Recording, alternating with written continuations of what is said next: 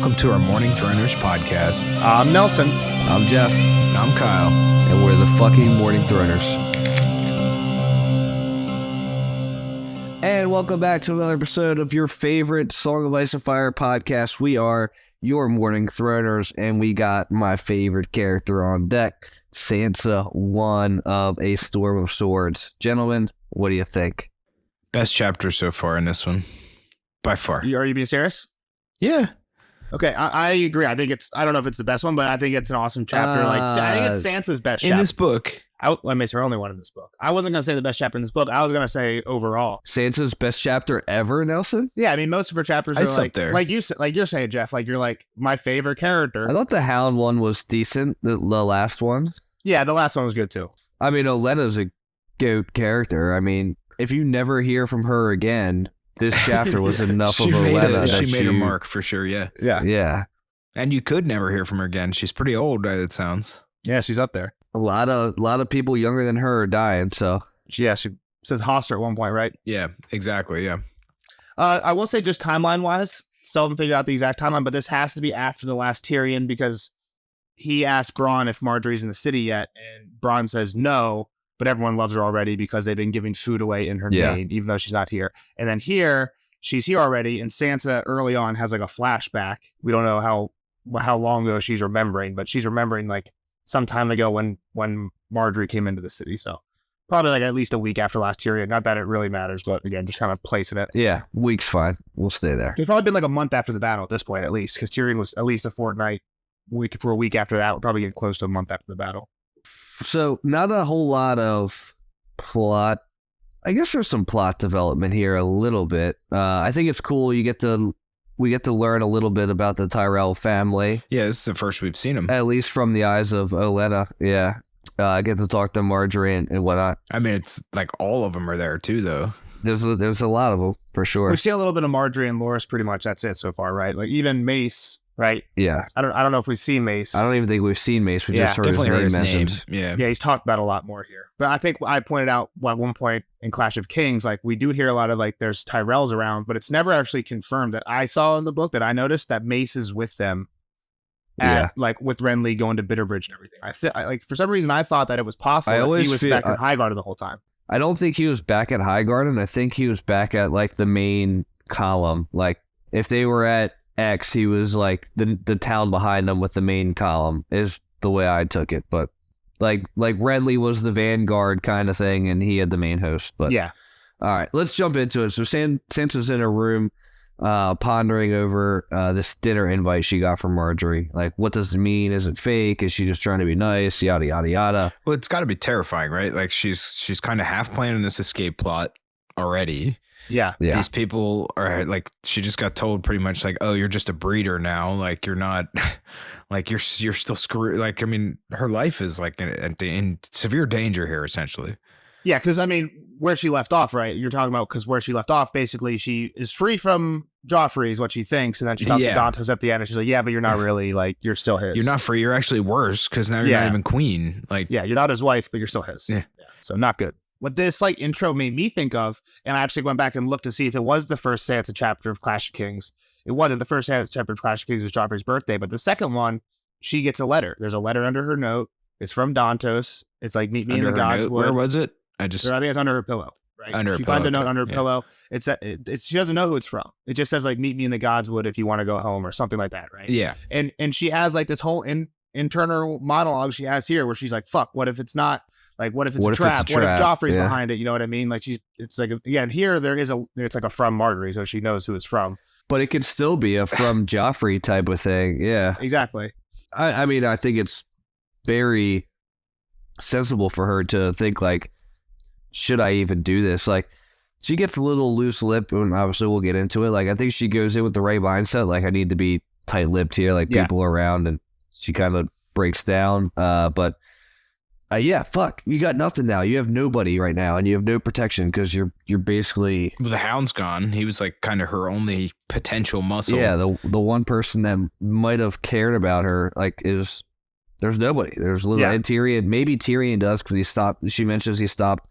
Then the one time from stripping and beating her, I mean, he But- just cares about her enough to not see her humiliated, is what I Right. would say. I don't think he right. is going to stand up for her. Exactly. Yeah, but at least he had like a decency enough to do it, and she probably hasn't met a Tyrell other than Loras giving her the flower, which she played up big in her mind. We find out. But yeah, so she talks about the big parade when Marjorie arrived, and she was coming in first, and then Mom and G-Ma came behind with the rest of the caravan of women, I'm sure. But just talking about how the commoners loved her, right, throwing flowers at her feet. Same people that fucked her up like weeks ago. Same people that were literally eating people's intestines out in the parade. Yeah, I love this new girl they don't even know. They love her. They were literally going to kill me if not for, like Jeff said, the Hound. That was her protector. She was dead in that riot if not for the Hound. He's the only reason she gets out of that. Exactly. So she's like, this is fucked up. Like, I did nothing to make them hate me, no more than Marjorie's done to win their love. I mean, to be fair, she did a little more. Yeah, Marjorie's definitely done And more. she's given food away. Sansa's did really nothing, I would say, for the commoners. That's true. She deserved none of that, is what I would say. Even if it's Marjorie's family, like Sansa's a little bit further away to like, hey, bring down while we're at war, send down some food. Yeah, doesn't really make sense for the North to do that. They'd probably say no. But it's neither here nor there. And then she just is like, we kind of skipped over. It was like, oh, is Joff buying this dinner? Like, what are they gonna do? Is this just another jape? I need to get the fuck out of here. Where's Dantos? Dantos needs to free me. Again, a little bit of that recap nature, right? Because some people did go 2 years between these books, right? So Sansa does do the little reminder of like, okay, we're not allowed to escape until Joffrey's wedding night, right? Which we learned in the last Sansa chapter, but she's like reminding us here, covering some of that stuff. Like, yeah, we're basically chill. Like you guys said, she's thinking the same thing. Like, there's nobody really on my side right now. She even thinks at one point, like, I wish the Hound was here. And so, but here she's like, all I got is Dantos in my corner, and I just got to play my cards really close to my chest and just get to the wedding, and then we're good. Is basically, like, I think what she's thinking now. Hold out, yeah. And she's learning a little bit. Like, I'm sure she's learned this a long time ago, probably when her dad's head got chopped off, but like, she's like, I'm not trusting anybody in this Red Keep anymore. I'm not trusting anybody in King's Landing. So it starts off that way, but she relapses a little bit into girlhood Sansa, I think, towards the end when they're like, hey, you're going to Highgarden. She's like, oh my God, the place of my dreams. I'm going to marry Prince Charming. And I'm like, Sansa, this is what you thought when you were going to King's Landing. Like, wake the fuck up. It's not how the world works. Deja vu all over again. I didn't even think about that, but she hops on the chance to go to yes, and not even immediately. just visit. Like, she was like, yeah, I'll go visit for sure. Oh wait, I can stay there forever and get married. Like, Yeah. I'm in. Sign me up. So I just thought it was weird how, like, I agree that most of the chapter, I'm like, wow, good shit, Sansa. You've learned a fuck ton in the past 2 books. And then, like, the last 2 pages, it's like, what happened? It's like she got overcome. I think it's still fair. Right? Yeah. She's still young. She learned to trust the Tyrells really quickly. I guess you could say. And when you have nobody to trust, anybody that's like extending an olive That's branch true. like that and seems. So, I mean, I guess we might as well talk about it, like how I felt about them. Like, they seem very trustworthy to me. Like, they played it, at least, especially Olenna. Like, she's so blunt and like, Absolutely. she's great. You just hear the way she's talking about her own family. You're like, okay, well, she doesn't give a shit. Yeah, she seems honest and she doesn't seem like she's playing anything.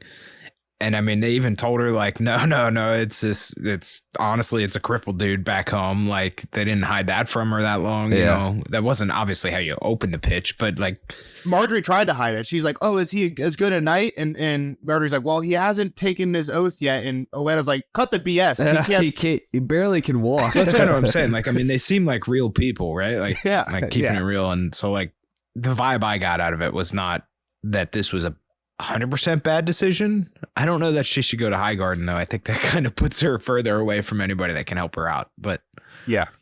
it will get her out of, it could potentially get her out of the situation. So I can understand that side of it. Yep. So knock. Sir Loras comes and gets her.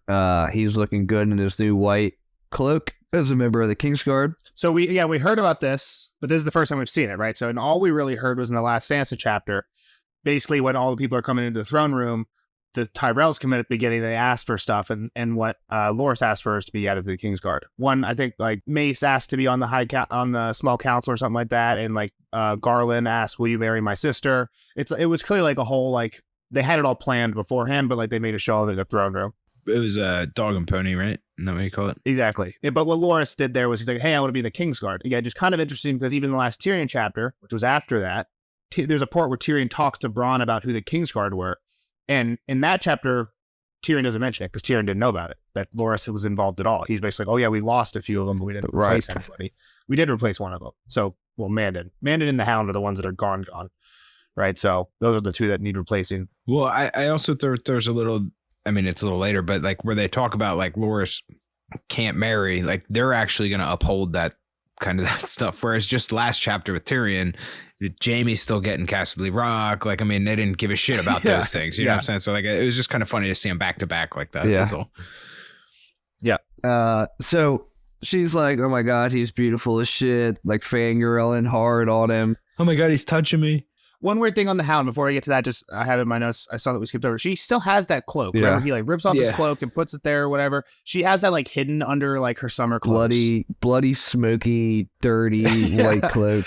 Yeah, exactly. Yeah, it's probably not hidden as well as she thinks, but it might come in useful. If there's a spot to hide it though, right now since it's fall and we know long summer is going to be a long winter.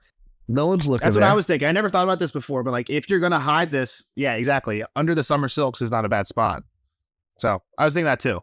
So she finds out that it's not just the dinner with her and Marjorie that, and it almost makes it seem like it's just going to be a 2-on-1 dinner here and not 100%. Yeah. 10 other people, 12 other people there. Which I don't know if that would be more intimidating or less intimidating than Sansa.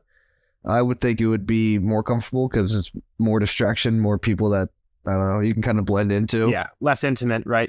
But the Queen of... And she calls her the Queen of Thorns, which... I mean, it's a badass nickname, I'm sure.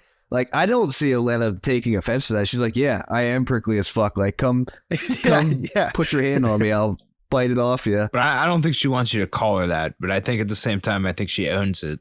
You know what I'm saying? Yeah. It fits her. And, like, she's smiling about it in the back room. Oh, that's the Queen of Thorns. But if someone did call her that to her face, she'd be like, are you fucking kidding me? Yeah. Like, I'm... Yeah. But so Sansa the whole time with Loras, right? She's in like this like, oh my gosh, I'm in love. Like, can't even get the words out. Can't think I don't what even to say know what right. to say right now. He's so beautiful. Dreams come true. Like, this is what... So you were talking later about how she kind of visualizes this. Here it is happening here where she's like in her fairy tale... what are they? The songs, like, you know, she's... Yeah. Oh my God, he's here. He's touching me. He's so handsome. Oh my God. Which is, I mean, fair. Yeah. Right? Like she's how old? 12? 12. 13? 12. Yeah, 12. Yeah. So, I mean, dream come true. And again, like night.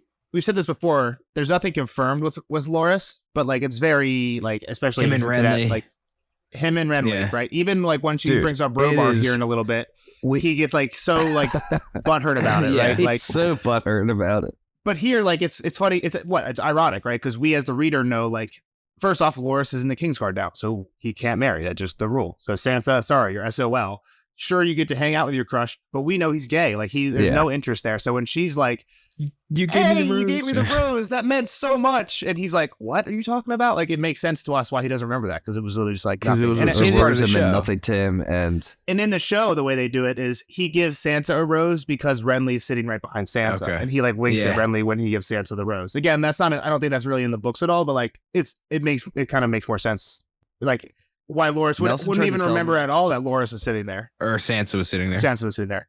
Nelson tried to tell me that there wasn't a relationship between Renly and It's not confirmed. Loras. Bullshit. It's confirmed, dude. There is so many, like, you want to talk about the theories that are like, boom, boom, boom, boom. Yeah, this is way more like there's proof to this before. You're right. That's on an early podcast where I said like it's not confirmed. I will say though that like where that came from is from a George R. R. Martin interview, but the interview might have he might have given the interview like after Game of Thrones. You know what I mean? Like I don't know when the interview was given, but there's definitely a part interview where somebody's like, "Hey, why don't you make it more clear that like Renly and Loras are gay to support like gay characters in fiction?" And he's like, "I make my novels real. That's what I do. Like." Gay people in this time period they didn't want anyone to know if they were gay or not. So like it's Unacceptable. Yeah. exactly. So he's like, it's not confirmed that they're gay. And that George says something like that in his response.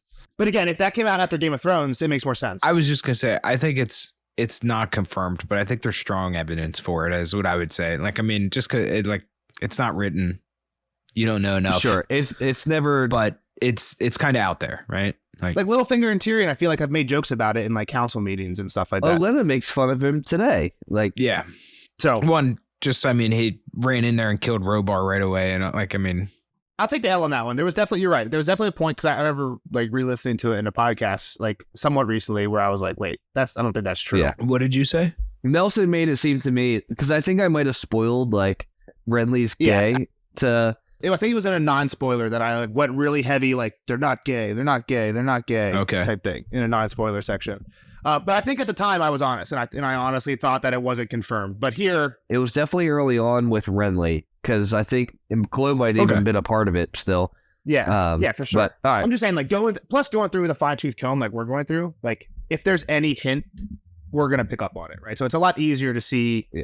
We picked up on it. So she's still fangirling over Loras. She can't really know what to say. She's not saying anything well. They come across men practicing in the yard. We know that it's packed from the Tyrion chapter. So they're like practicing in pretty small groups. The one that gets mentioned, I guess the most detail is Garland Tyrell, who is Loras' brother, who's 3v1ing and doing pretty well, which is pretty cool. Pretty dope night. Train for battle, man. He said, never 1-on-1. Why would you prep for that? Like, that's not realistic. Yeah, do it live. Yeah, do it like it's gonna be. Jeff, you can't just skip over the names. You know, I got to go back and hit We'll some go of those. back and say them then. He had eyes on his shield. That was Sir Talad. Then you got Chunky Sir Kennos of Case, who chuffed and puffed every time he raised his longsword, but was holding his own against Sir Osney.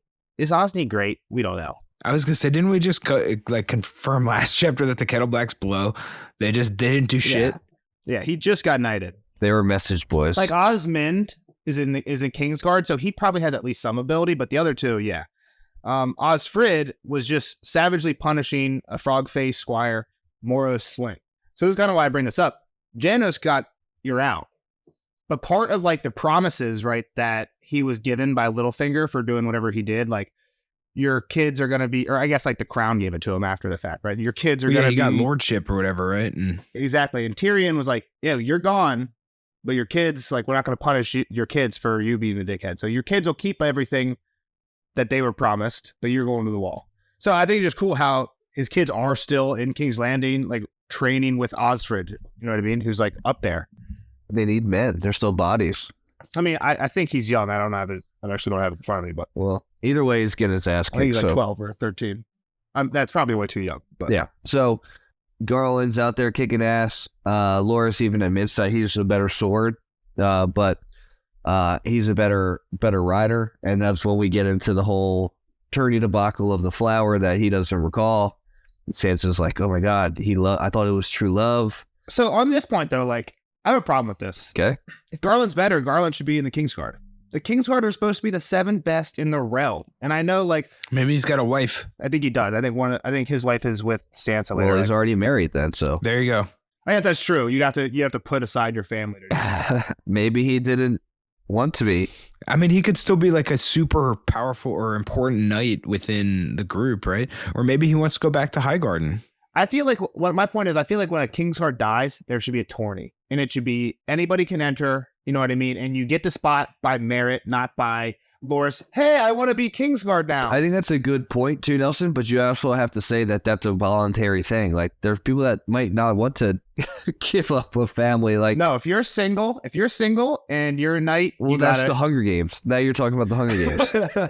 It's not to the death. Well, whatever. It's the same deal. It might be if you're up against the mountain. It kind of reminds me of a part of House of the Dragon, or like an early episode of House of the Dragon when somebody's picking a Kingsguard person, and like one person's They're like, literally just standing there. Yeah, but one person's like, we need alliances. You should pick one of these 2 families because they'd be really helpful alliance-wise. And the other person's like, yeah, but this guy's the only person who knows how to fight.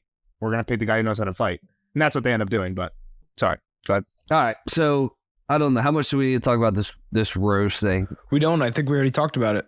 Yeah. So she got a rose. He didn't remember. She like recalls like, oh, well, this is exactly when you knocked him off his horse. Does that strike you up? You calling me beautiful and seeing me in the crowd with all the women and giving me the red rose, not the white. I killed him. Yeah, she won't drop it. He's like, I don't remember. She won't drop it. He's like, it was this time. I killed him Yeah. at Storm's End. Yeah. My lady. Yeah, so the guy that he'd beaten in the tournament was the same guy he killed at Storm's End. This is Royce. This is the guy that Kat talks to like the night before. It's kind of weird. Like, he's from the Vale. Royce is a Vale family. Like, why are you here? Basically, what he tells Kat is, I was a second son. I had to go find my own glory. It was kind of the second son thing. Sansa's even heard this already. Like, just to talk around the castle. Oh, Loras killed 2 other Rainbow Guard, right? The other one is Edmund Kai. We know that we've heard that before, but that's the other one. He was just the guy on the door, basically, I think, at the time. But yeah, and now Sansa, again, just like poor Loras here, Sansa is just like, oh, that must have been horrible for Marjorie. Well, and he's what? like, Marjorie? She wasn't even there. She didn't even love him. You idiot. He's super Me. pissed. It was tough for me. Yeah, and then it just changes his whole mood. He just goes from like, Yeah, I mean, it seemed like they were getting along all right. yeah, I mean, he just got sad. He got moody. I'm not saying they were falling in love or anything. He just, it was fine. Yeah, I agree. I don't think it was like, Till this, then yeah, she definitely pinched a nerve for sure. not on purpose, but happened. And they stop talking, and they end up getting to the keep where the Tyrells are staying, which is behind the Sept. Pretty decent walk, Nelson, right? Not the big sept. This was like a normal Sept in the The castle. one that like Sansa was Okay. lighting candles at For before sure. the battle. That's what I think. Yeah. Not the great Sept. Gotcha. So there's 2 giants of... This is a problem I have with the book, Nelson. They've got people walking around here 7-footers like it's the NBA. Yeah. Well, think about it. The high Every other guy is 7 feet tall. But the Highborns are the NBA. Like, if you're one of the 7 greatest lords in the kingdom, right? Like, if you're Tywin, then you're gonna get one of the biggest guys, Gregor, to be your guy. If you're Mace, you're gonna get the 2 biggest guys in the Reach to be your guys. Nelson, you're one of the tallest guys I know, and you're probably you're so unathletic, you'll get sliced down. What are you talking about? What you're saying, though, is in the NFL, when you're in the big leagues, they're all big. In the NBA, they're all big. I'm saying these guys, these are the big knights. This is the NBA of knighthood. Well, why do right? they have to be big to be a good knight? I'm just saying that there's just a lot of 7-footers. Like, we just happen to see, like, 7 foot is crazy. Like, Plus, are there a lot of 7-footers? There's 3. There's these 2 guys and there's Gregor. The Hound, I think, isn't even 7 wasn't feet. Robert like 6'8" and a half? Like, Robert the Hound, they're up there. Dunk. there's a And lot of that's tall it. people. That's all we got. Dunk? What about Dunk? I said Dunk. Dunk's in there. There's Okay. a lot of super tall people. Like, 2 7-footers. Like, We said 6 people that are above 6.5 feet. there's like 4 7-footers. There's 1,000. There's 1,000 characters in my notes so far, and you guys have said 6 that are over 6.5 feet. I don't think that's out of the ordinary. I don't know. I'd have to know the percentage of 7-footers per capita. It feels like a lot, but I don't know that it is. How's that? It's called out every time it happens, for Yeah, sure. it just which I feels think like draws it's a lot. attention to it. It's not like every time there's a person that's not huge, they're like, oh my god, this person was 5'10". It was like he was 5'10", and like this person was 5'10", and this person was 5'9", and this person was 6'1". They just don't do that, so you don't notice that everyone else is just normal height. All That's how I right. take Well, whatever. The 2 humongous guards are Eric and Eric, twins. Yeah. And Olenna can't tell them apart, so she calls them left and right, which is pretty funny. Yeah, exactly. So again, I don't think this is a spoiler. This is cool history stuff. These are 2 guys from House of the Dragon. Jeff, did you remember that? Yeah, I knew that. They're in it? Well, it's not. It's Not these guys. In House of the Dragon, there was 2 Kingsguard brothers who were twins, who were named Eric and Eric. They're Cargill. obviously But it's just named an after. Easter egg in House of the Dragon is what you're saying? No, I- Sansa has. There's a story about those 2 famous Kingsguard. Sansa's actually thought about it twice already in the earlier books. Well, then why'd you just say these guys were in? It's more. House of- I think these 2 guys at the door is the Easter egg too. They're named after these. No, I think it's like an in-world thing. They're named after these famous Oh, okay, knights, they're right? named Like, after him. Okay, I got you. Yeah, they're twins. So like, hey, let's name after these famous twins who were really great knights, right? And that's how I think it. But it's also like an That's Easter egg. that's what I was trying to say too with an Easter egg type of thing. Like, oh, Yeah. I've seen that name before. Oh, I've seen 2 twins with that. The were way you named- said it, I thought you meant these 2 7-foot tall dudes were back then. But you're just saying, Yeah. okay, 2 other No, random, yeah. not random Yeah. dudes, but 2 other twins named Eric and Twins. Eric. Yeah, Exactly. exactly. Yeah, I got you. Yep. So Marjorie meets her at the door. Speaks very freely upon like they're friends. Like they've been friends for a long time. Like, oh, call me Marjorie. Can I call you Sansa? Like very not by the book, I would say, of Buddy versus Casual. polite. It's casual. Yeah. Pretty casual. super casual. What do they always say? Keep your courtesies like not courtesy-ish. I don't know how you would say that. courteous. Like they always say, like, keep your courtesies.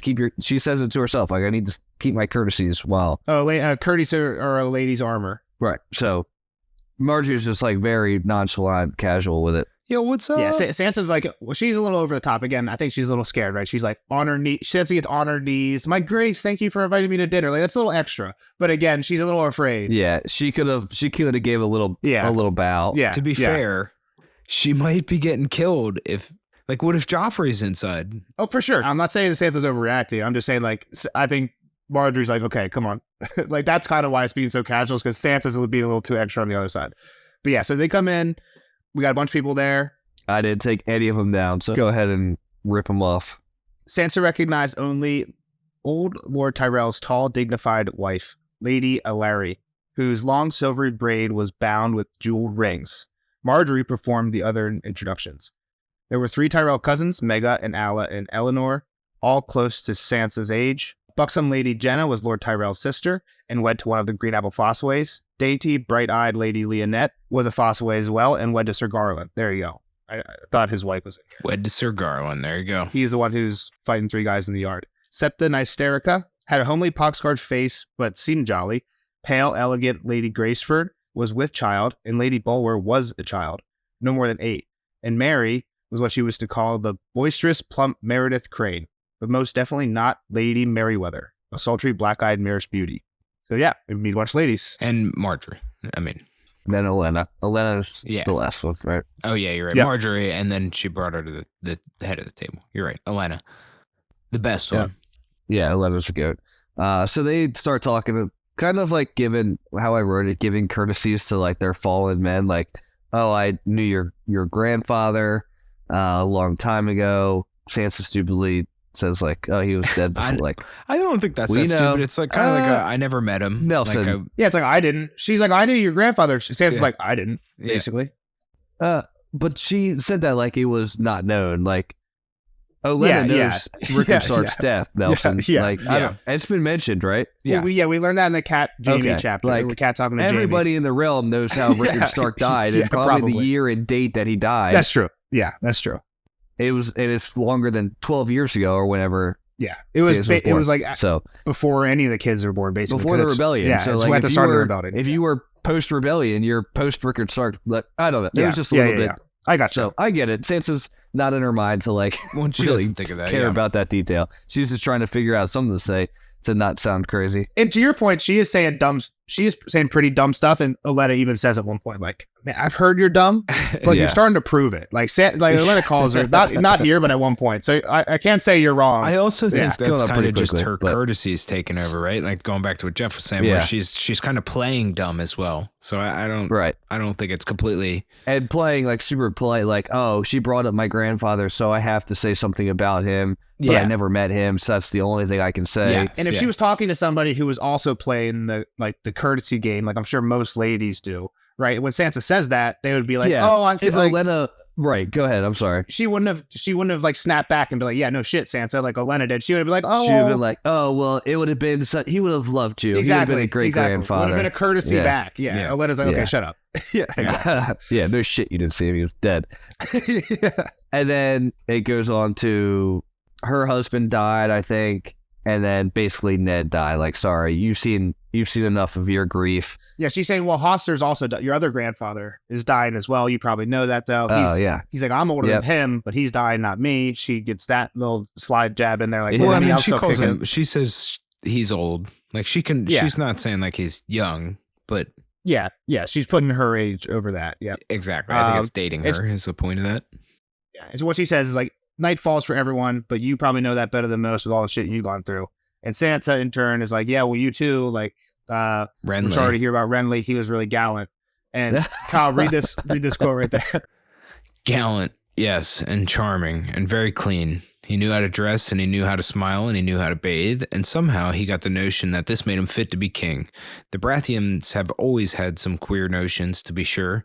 It comes from their Targaryen blood, I should think. They tried to marry me to a Targaryen once, but I soon put an end to that.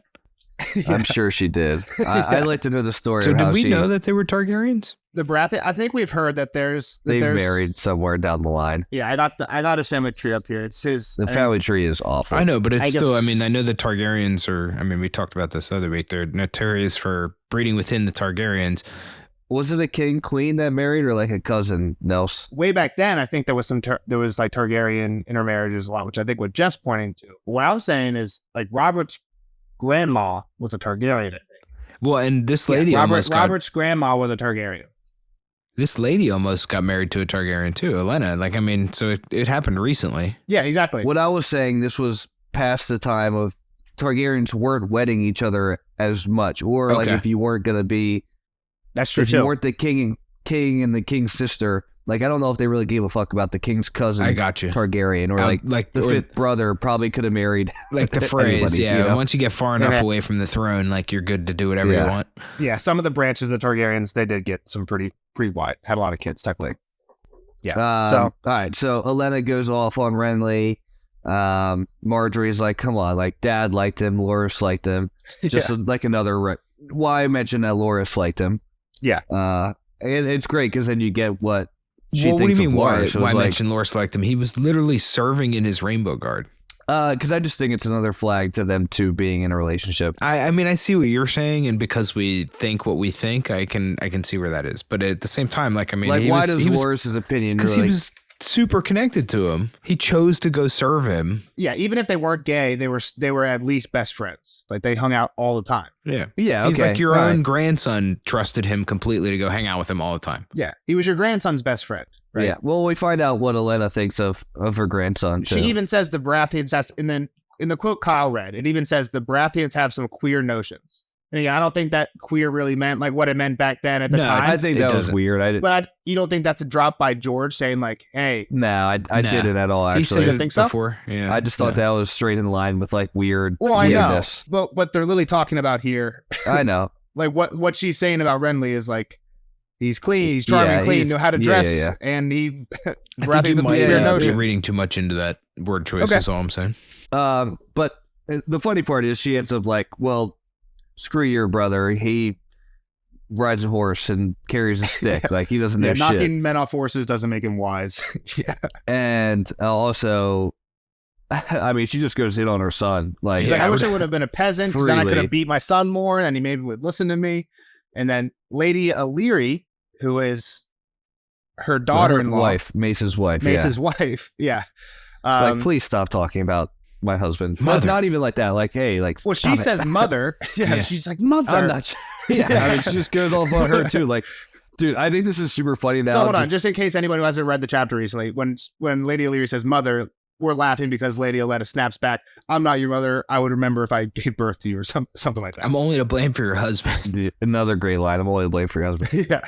So go ahead. What were you going to say, Jeff? Dude, I think this is super funny now, just being a newly married person too. I don't think I will ever.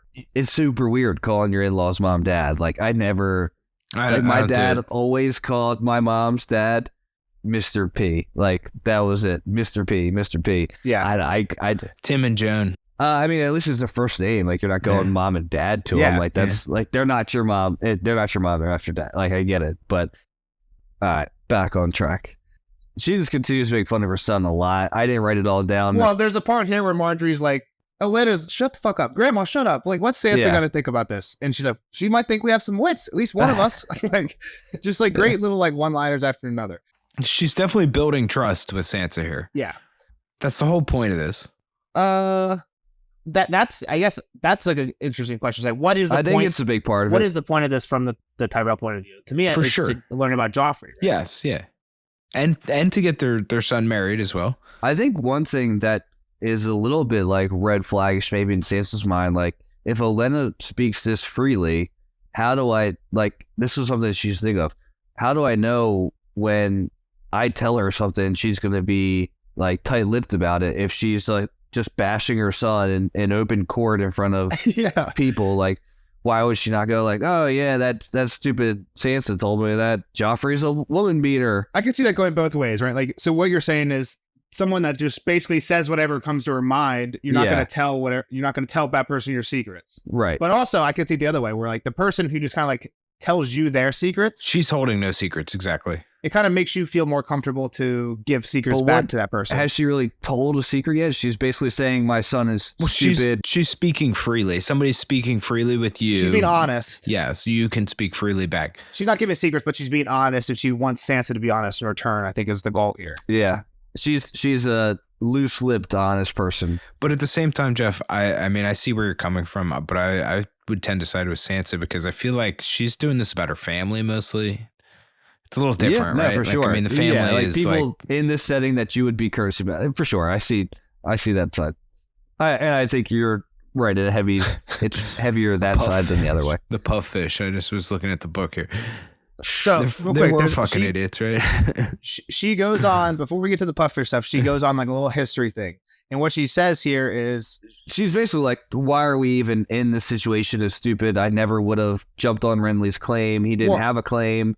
And then it goes into their claim for Highgarden, which I don't really understand. Also, you can jump into the claim for Highgarden.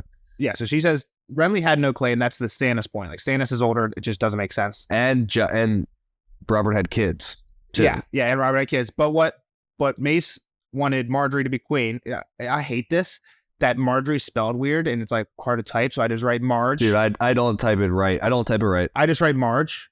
And now, Yeah. like, I don't want to call Marjorie Marge because, like, you know what I No. mean? Marge seems Just like call an her old, Marjorie. not hot lady. Marge. Sorry, exactly. Sorry if anybody listeners Wow. think Marge, but That's- Marjorie that's is messed way up. more attractive That's than Pee Marge. Wee, I isn't feel it? like. Marge, You know what I Pee mean? Wee's Herman's Playhouse. Pee Wee's I don't know why I Playhouse, feel man. that, but I type her as Marge in my notes and I hate it. But I just typed Marjorie wrong. yeah, that's probably what I should do. That's fair. So, Kyle, do you understand any of this? So basically what she says is the Starks, Aarons, Lannisters, and even the Baratheons were all kings before, but the Tyrells were never more than stewards until Aegon Targaryen burned the rightful king of the Reach at the Field of Fire. I don't understand any of that. So the Seven Kingdoms, they're called the Seven Kingdoms because before Aegon came over, like the Targaryen guy who took over everything, the North was a kingdom. And instead of being Lord of the North, it was the King of the North. And Okay, yeah, the yeah. Aarons were the King of the Vale. And Okay, yeah, I do understand that, son. Yeah, so that's what she's saying. But she's saying that basically we weren't we kings weren't of one of those Highgarden. 7 kings ever. Yeah, I got We you. were the stewards, right? We were like Bayon Poole is to Ned to those kings, but like all the other kings, like the kings that ruled, like the Lannister kings, they just bent the knee. So then they kept their castle. These other people, Okay. the Starks Yeah, bent yeah. their knee, so they kept their castle. Our guy got fucking roasted, so we got his castle. So that's kind of what she's saying is like, yeah, even our claim to Highgarden is tenuous. We were just like the runner up when the actual king died. There was no like, why should Yeah, we get it yeah, instead of our them? Just history because there we're isn't closer deep. to the family. Yeah, Exactly. And Sansa eventually goes on to say, well, you descend from Garth. It's one of those things. I love it. It happens a couple of times. Like she goes on this whole like rant, Olenna does, and they'll go to Sansa. It's like, what do you think about that, Sansa? And it's like her mouth open and closed. I think somebody else did that earlier.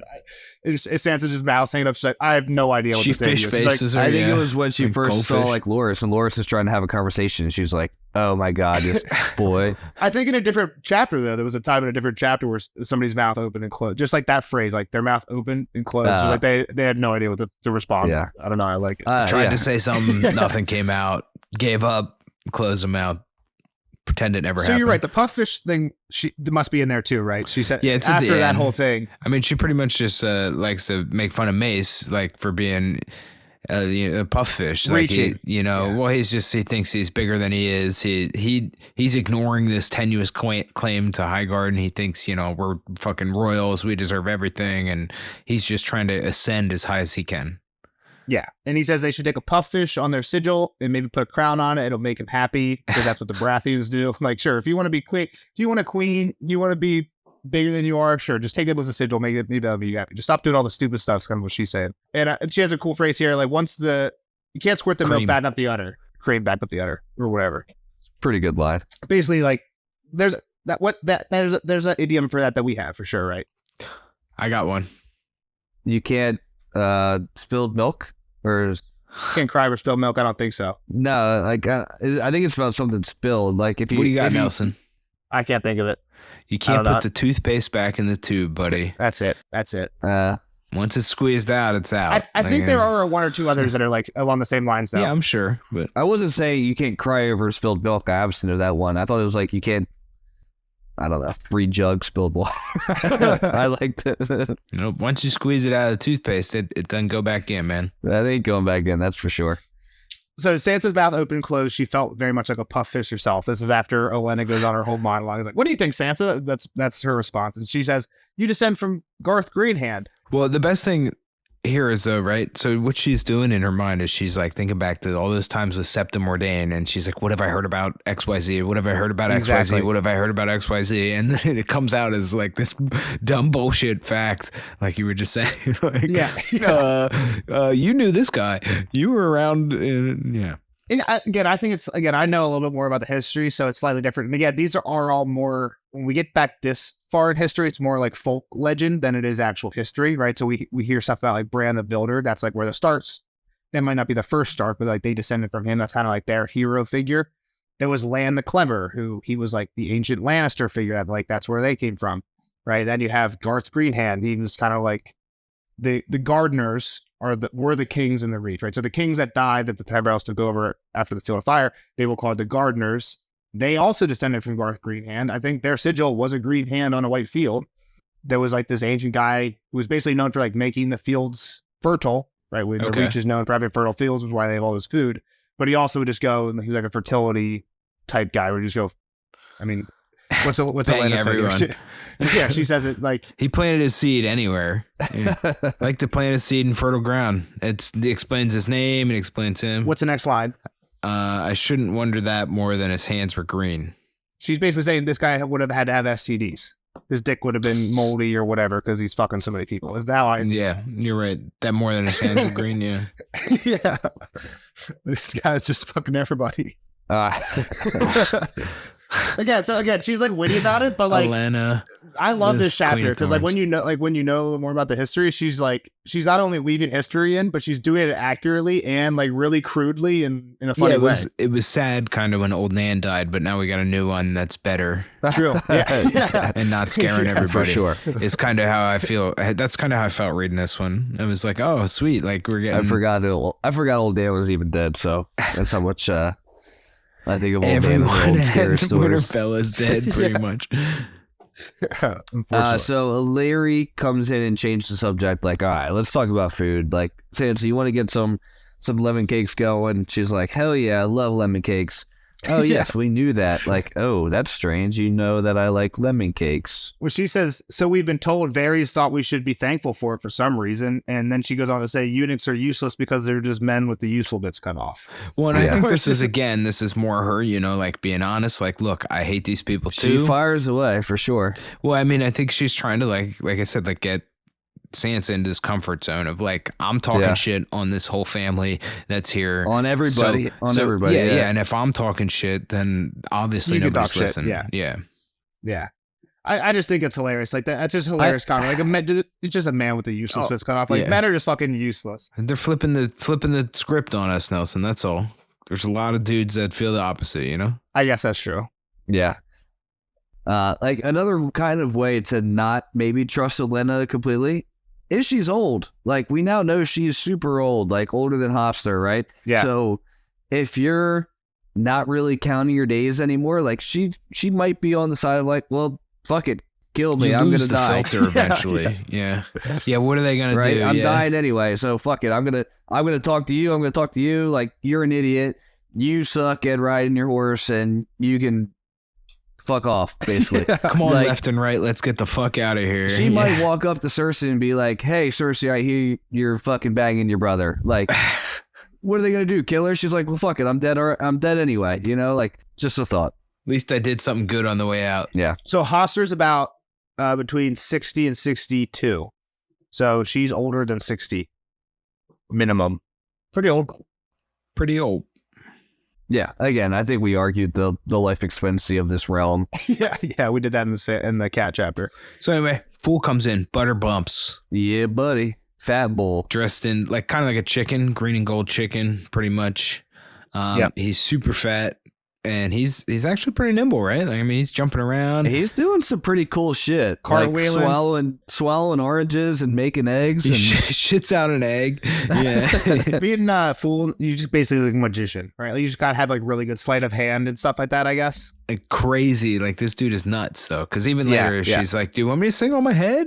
Like, Yeah, exactly. Oh my head. he's a magician, acrobat, singer, Fat. all in one. Like, Yeah. when's the last time you've seen a fat magician that could sing and do acrobatics? Doesn't exist. When I was taking notes, I decided I was gonna like bring this up in the podcast, and I thought you guys were gonna jump all over it. But now that you guys are talking up Butterbumps, I don't know. I saw like a thing, like a meme. It was like everyone thinks that they're like it was like The Office. It's like everyone thinks that they're Jim, but everyone's more actually like Dwight. And I was thinking like Nelson thinks he's Robert Baratheon, but he's really more like Butterbumps. He's wearing green and yellow. Packers colors. Butterbumps is a chump. Don't get me wrong. But I mean, he's fat. Like muscled like a maiden's fantasy is what I claim, right? But I'm probably more Butterbumps figure, right? Green and gold feathers. Go Pack Go. I mean, we just lost the fucking what the fuck, team. but dressed in green. I mean, if I had colors, that's green and gold are my colors. So I'm the Tyrell. Sure. Tyrell colors, big time. I'm also an entertainer. Look at me, just entertaining all of our fans with this podcast. You're Butterbumps. I'm Butterbumps. Change your name in the Discord right now to I'm Butterbumps. just less talented than him. you are Butterbumps. Yep. You can stand on your head, I'm sure. We'll figure that out. Gutter lumps. Before he does come in, though, again, I'll just have to get this quote in there. So she says, like, do you like fool Sansa? And Sansa's like, do you mean the kind of motley? And she's like, what do you mean? What do you think I was talking about? My son, these ladies, don't blush, your hair makes you look like a pomegranate. And then she's like, all men are fools, if truth be told, but the ones in motley are more amusing than the ones with crowns. Which is just a funny line. But what caught my eye is all men are fools. And again, it's kind of like a small phrase to like try and match up. But that's part of the Florian and Jonquil puppet show that we saw in the first Dunk and Egg novella, right? There's that girl who's giving the puppet show of Florian and Jonquil, and one of the lines is all men are fools and all men are knights where ladies are concerned, or something like that, right? I do recall that line now. For some reason that line like sticks out to me as like one of the big like Dunk and Egg lines. I don't think it's like really important at all, but Okay, thanks for pointing that out. so when I saw all men are fools here, I don't know, just kind of caught my eye. Spooky. No, I know what you're saying. That's pretty neat fact. Yeah. Just caught my eye. All right, so he begins to juggle, and she basically starts the conversation with Sansa, like, all right, do you know my son, the Lord Puffish of Highgarden? And she's like, oh, yeah, great lord. A great oaf. And his dad, too. I loved him, but he was an oaf. She's just funny as shit. Like, I don't know. Yeah. She's fucking cooking everybody. Yeah. It's killing And it's just like, all right, tell me about Joffrey. Tell me the truth. What's going on here? Well, so how'd her husband die? He was hawking, which means he was bird Watching or whatever, yeah, right. Bird watching on a horse, and he walked off a cliff. So I'm actually not sure what that means. What does hawking mean? Because Stannis... we talked about this before. I thought it was watching hawks, and you said it's like hunting with a hawk, right? Well, like you like... Stannis talks about how he had a shitty hawk, right? There's a chapter with Davos where he's like, I had this shitty hawk, Davos, and I switched to a red hawk. Or he's like, I'm switching to a red hawk is what he says. We talk about Melisandre. Right. Typically, that is called falconry. However... I mean, if they have a hawk, I mean, I could imagine them calling it hawking for sure. So what is that though? Like, what do you do? You have your falcon go kill something and bring it back? Sometimes, yeah. I mean, it can be that. It sounds like this guy was bird watching. Exactly. That's what it's the joke. He's like looking in the sky and he's not looking where he's going. Yeah, but it could be his hawk and he was watching it to see where it was finding stuff. Like, I gotcha. Oh, it found a rabbit over here, you know, and so he's like watching to see where it finds this rabbit. And gotcha. So I mean, it could potentially be both. I'm not gonna argue either way, because like I said, typically it's referred to as falconry, I think, is usually like the handling of raptors for that kind of thing. But I don't know. Do you have that quote, Jeff? I have some of the short, funny ones she asked. Yeah, I got it. My husband, the late Lord Luther, oh, I loved him well enough, don't mistake me, a kind man, and not unskilled in the bedchamber, but an appalling oaf all the same. He managed to ride off a cliff whilst hawking. They say he was looking up at the sky and paying no mind to where his horse was taking him. And now my oaf son is doing the same, only he's riding a lion instead of a palfrey. Yeah, so basically, Mace doesn't give a crap what's going on. He's just like, looking for glory. Looking for glory, exactly. And she's like, I told him, like, don't don't get in bed, basically, with the Lannisters. Like, This is stupid. isn't what you should be doing. A lion is not a lat cap, I told him. He gives me the tut-tut mother. There is entirely too much tut-tutting in this realm, if you ask me. All these kings would do a deal better if they would put down their swords and listen to their mothers. So I thought about this. Who are our kings right now? Rob. If Rob put down his sword and listened to his mom, I feel like we're probably they're pretty much on the same page for the most part. They don't see eye to eye on everything, but they're pretty much on the same page. If Joffrey put down his sword and listened to his mother, are we in any better situation? I don't He'd just think pick so. his sword back up. Stannis' mom's dead. Like, this isn't a good Can't listen this to isn't a her. good suggestion. I think the Rob and Cat is the biggest one. Like, I don't know what would Cat say? Like, let's give up, give trade, make the trade, and let's go north. I don't think literal is the point they're trying to say, though. I Yeah. think I they're know, just I saying, know. like, listen to their mom and obeyed and wasn't trying to kill each other and fight. And yeah. Nelson's thinking literally. My point is, like, the apple doesn't fall far from the tree is what it seems. Like, Joffrey's a dick. His mom's a bitch. Rob's pretty Yeah. cool. His mom's Yeah, pretty fair. cool. Nels, what did I tell you? If you plant corn, you get corn. That's Yeah. true. So again, this is another one. Sansa's mouth is wide open again, so she eats something.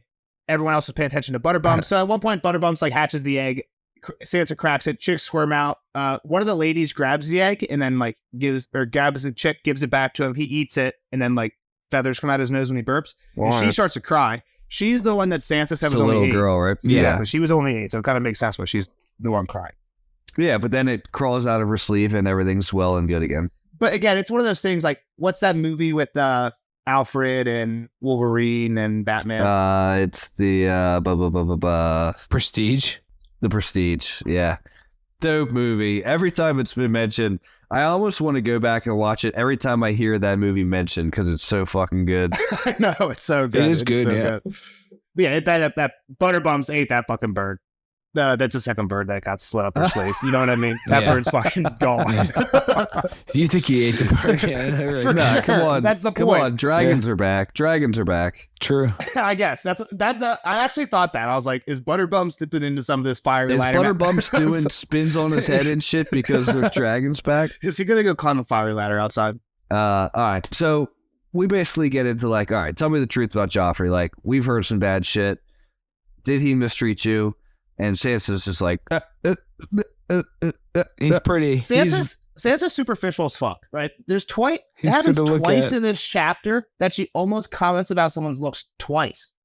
yeah. So she meets Laura. She's like, "You look good." And she wants to tell him he's beautiful again. Again, and then she does the same thing with Joffrey here. She says Joffrey. She does say, I had to actually, Exactly.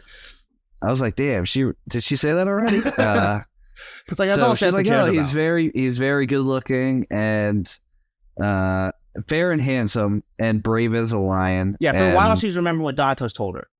Don't say shit outside the Godswood. Godswood's the only place you're allowed to say Yeah. the truth. So yeah, when she says he's brave as a lion, This line's great. This is a great line. Yes, all the Lannisters are lions, and when a Tyrell breaks wind, it smells just like a rose. But how kind is he? How clever? Has he a good heart, a gentle hand? Is he chivalrous as befits a king? Will he cherish Marjorie and treat her tenderly, protect her honor as he would his own? He Sansa's like, oh will. yeah, sure. Yeah. Sure. Sure, Yeah. sure. He's very good looking. Yeah. I only wanted the fart joke, but yeah, I'll Yeah, I go know. for the rest of the quote. And she's been like, what the fuck are you talking about? Like, are you actually a fool? Should you be dancing with Butterbumps right now? Yeah, Yeah. that's what she says. It. Yeah. Like, I need you to tell me, like, my granddaughter is about to marry this guy. Like, what's going on here? And then she says, we know what Comley's worth. Comley's worth less than, Comley means like good looking. Comley's worth less than a mummer's fart.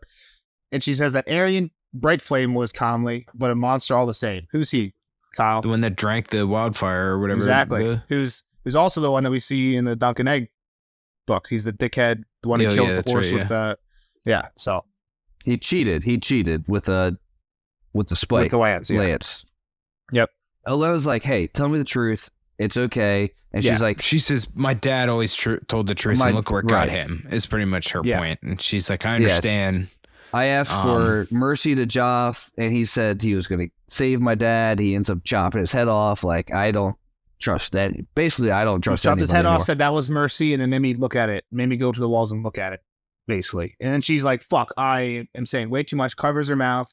And then this is when we hear, like, find out Marjorie's been listening, at least to something. Yes, she's a little Marjorie's like, eavesdropper. Marjorie's like, okay, it's okay. You can keep going. And Sansa, again, have a like some of that trauma. She's like, fuck, Ilyn's gonna kill me. What if like Joffrey finds out we're fucked here? Like that's all she's Like, thinking. my head's gonna be at a this point. spike up on the wall. Yeah. Which is right. Good Sansa. Keep this Absolutely. mindset. Don't Absolutely. You haven't really said anything to this point. Exactly. Everyone saw Joffrey cut your dad's head off, right? Like people know about that much at least. Yeah. I mean, you kind of blaming it on Joffrey, like, sure, he might like whip you for it, but I don't think he'd kill you for it. Yeah. Whatever. So now it's time. She's scared, right? So they know she's not going to speak when people can hear her because there's spies and spiders around. So the fool sings, and she's like, Ferris will still know. Like, he'll know. All right, fool, sing louder. Yep. And Butterbump turns it Turn up a up little the bit. volume, baby. Yeah. So what song are we singing? I think this is the first time we heard the song. You know I love the songs. Yeah, The Bear and the Fair? Is that what's the called? Bear and the Maiden Fair. The Bear and the Kyle, Maiden did you? I don't know if you were paying attention to any of these lyrics. What do you think I about this? did go back and read them because the first time I was like, I'm not going to pay attention to these. I'm just going to read the chapter. And then I went back and read them.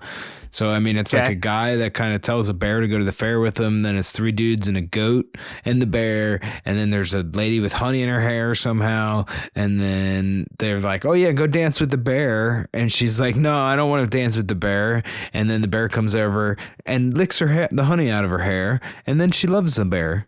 And then they go away. The hair down there. It's got to be the hair down there. I think it's like a rape song. It's I like, think it's I don't know. rape me. You know, it's like one of them. It's like it's the Westeros version of who sings that, Kyle? That's a Nirvana song, Nelson. No, I think she enjoys the bear. She's saying like no, no, no.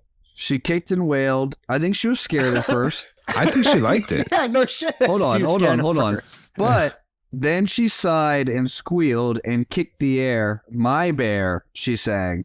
My bear so fair. Okay, maybe I missed that. And off they went from here to there. So she might have been scared that, oh my God, this bear is going to eat me. I thought she liked it. Yeah. And then, wow, he's also He's doing dancing that with thing me. with his tongue down there. It's Beauty and the Beast. Beauty and the Beast. It's Beauty and the Beast story, basically. I don't know about What's the. weird?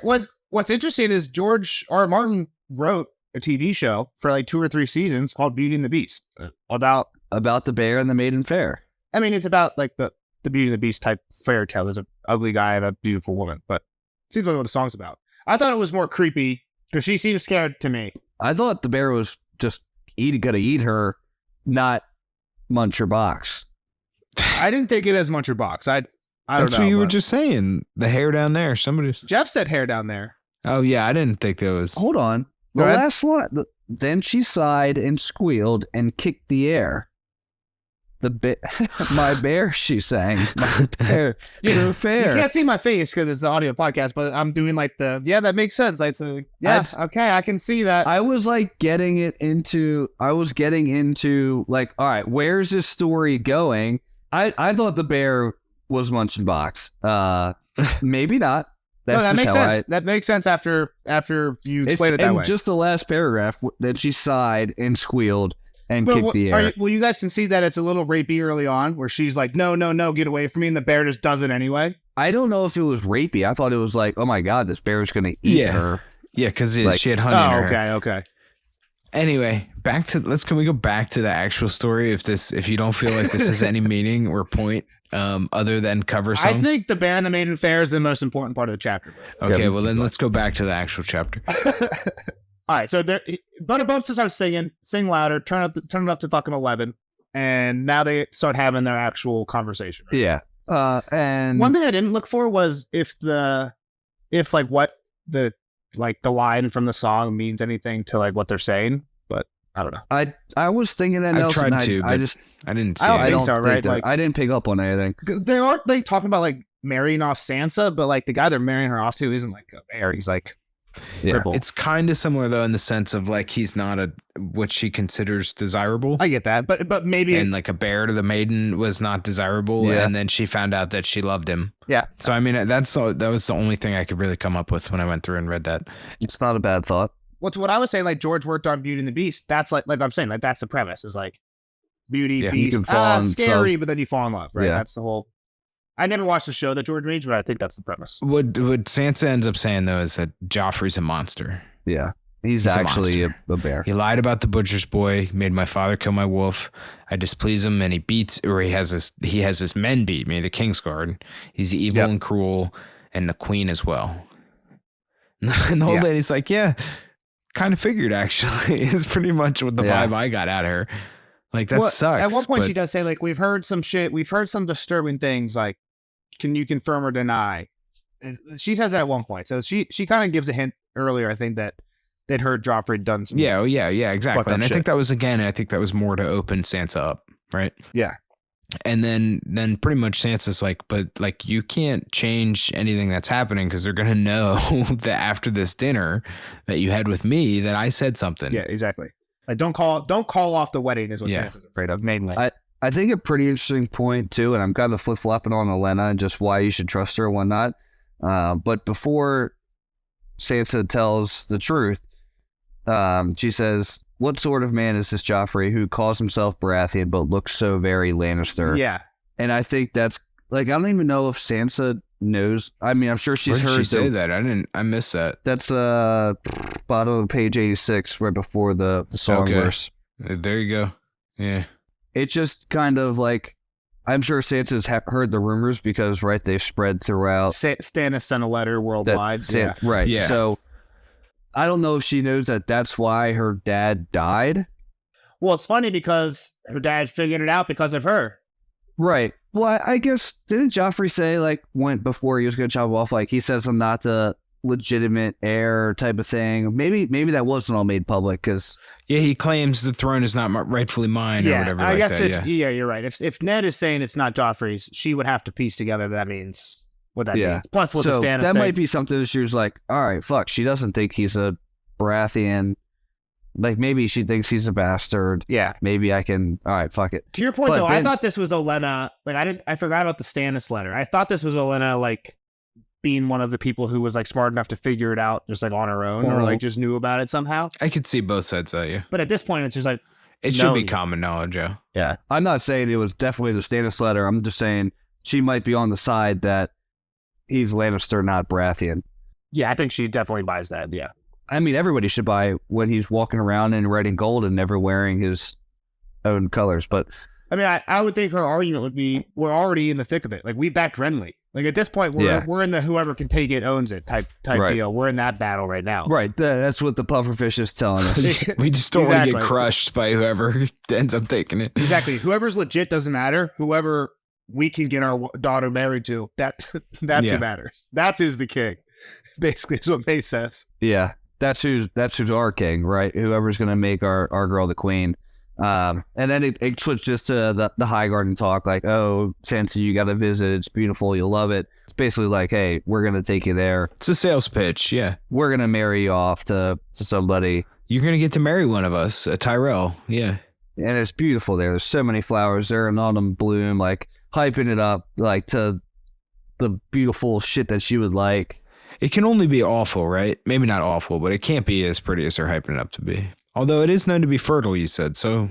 Well, it's like the same, like, it's like the thing of, like, when we're in Winterfell, what we knew about King's Landing was, like, King's Landing is not awful. The people of King's Landing kind of suck. There's some bad parts of King's Landing. Yeah, Flea Bottom's not great and stuff like that, but, like, in compared to, I mean, Winterfell doesn't have a Flea Bottom, but it's not, like, a bustling city. Like, King's Landing is a pretty bustling city, and, like, if everyone in court didn't suck, Sansa would probably be having a great time at King's Landing. It would be everything she dreamed of. I think the problem is the people where she goes. Fair enough. And yeah, that could be a problem at Highgarden for sure. We don't know anybody there yet. But she'd be in charge, potentially. She'd at least have standing. She'd be up there for sure. I mean, same deal when she was going to King's Landing, though. She was going to King's Landing with... Yeah, true. Yeah, so she thought it was Lars. Obviously, we talked on this. He can't do it. They're being pretty honorable. Olenna said it earlier, too. Like, at least when I was running this family, we were honorable. You know what I mean? It happened earlier on when they were talking about Ned. She talked about the High Garden honor a little bit. She said something about, like, the word of a High Garden. She's like, Mace said we were going to do it, and the word of a Tyrell is worth more than all the gold of Castle Rock, I think is what she was saying. Yeah. Yeah. Willis is the actual guy she be marrying, who's the heir. So I'm assuming he's the oldest. No. Yeah. Yep. He's the oldest. But so why did he get hurt? How did he get hurt? He was a knight or a squire, and his horse crushed his leg, like Ned. Yeah, the snake of a Dornishman was to blame. That Oberyn Martell and his master as well. Nelson. So how many Game of Thrones books have you read? I know. You said master. There was a Game of Thrones word in this one. I gotta go back to real quick. You guys probably skipped over without even thinking of it. Coxcomb. Maybe I'm saying that wrong. I don't even know if I read it. Isn't that like the comb on a rooster's head? What page is it on? It's in what Butterbumps is wearing. I've read right over it. I don't have the actual quote. He's wearing a Coxcomb, and it's like one of those like jester hats, like Harley Quinn wears, with like the bell, like the horn. It looks like it's like the curly horns and the bells. That's a coxcomb? Yep. Butterbumps arrived before the food, dressed in a jester suit of green and yellow feathers with a floppy coxcomb. I'll put this in the Discord. Coxcomb. Definitely a Game of Thrones word. It's now. also like a flower. Like if you look up Coxcomb, you'll get a flower. But I looked up like the second thing is like the jester's hat. There you go. So he's wearing feathers and a coxcomb. That's our Game of Thrones word for the day. Okay. I mean, but see the drawn one, 2 to the right of the one you're pointing at there? Yeah, that looks like a rooster's head. You're right. That's Butterbump. That's a coxcomb to me. This is probably like an actual like old school coxcomb, right? It's probably what it would look like. It would be way harder to make this old school times, right? Like the curly one. No, they'd be able to do that. Now I have to put both these. So yeah, I'll put both these pictures I asked in the YouTube videos too. I kind of agree with Kyle. I think that's Butterbumps right there. I'm pretty sure like they call that the comb of a rooster, like his head, and a cock, right? A coxcomb. Coxcomb is a fleshy growth and located on top of a rooster's head. That's what I. And it's spelled that way. I had to type in Coxcomb to get that, but yeah, it's spelled that way. So let me do context clues here, right? So he comes in dressed in feathers.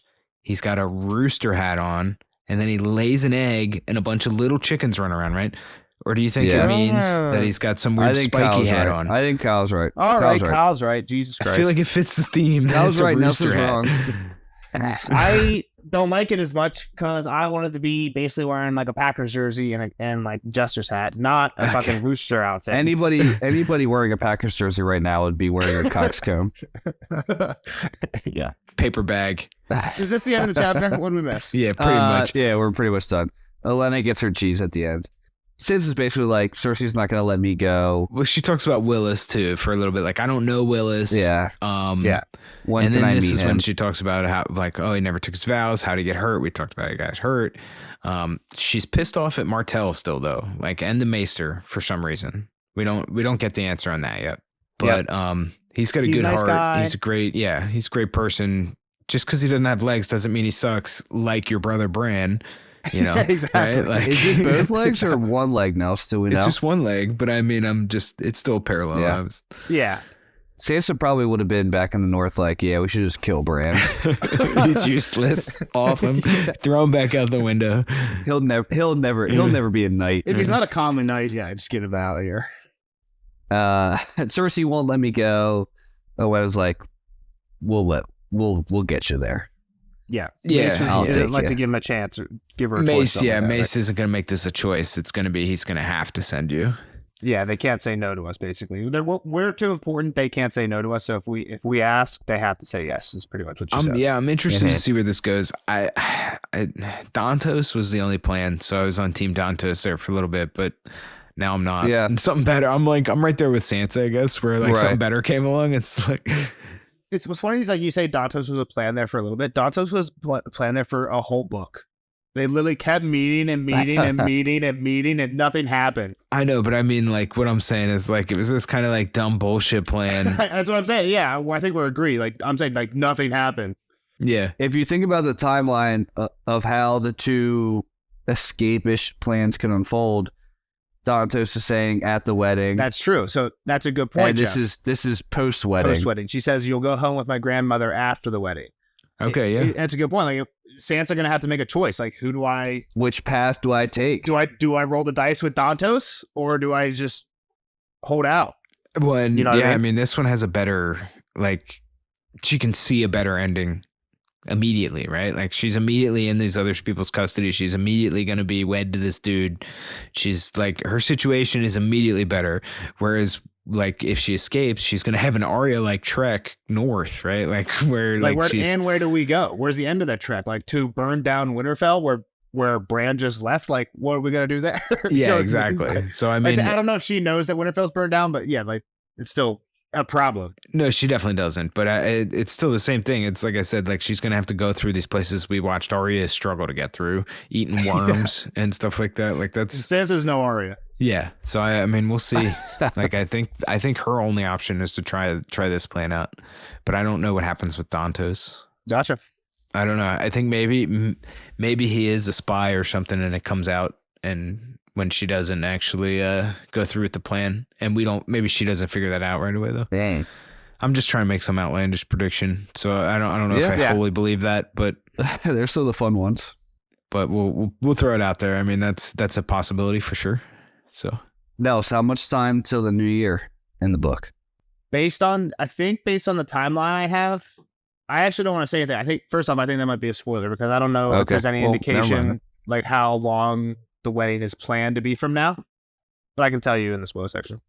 Okay. I can tell you with the online thing that we've been following. False. No, they don't know shit either. Timelines don't matter. I don't know why I asked. But like Kyle, is there any indication to you how far off the wedding is? No, not really. Yeah, so we'll keep that. Hold on back. All right. Thanks, Cal. Bye, Kyle. Oh, I thought you said the new year, or they're getting married on the 1st. That's right. I forgot about that. Yep. Yeah. All right. Bye, guys. Later, nerds. Bye-bye. See ya. Spoiler alert! Spoiler alert!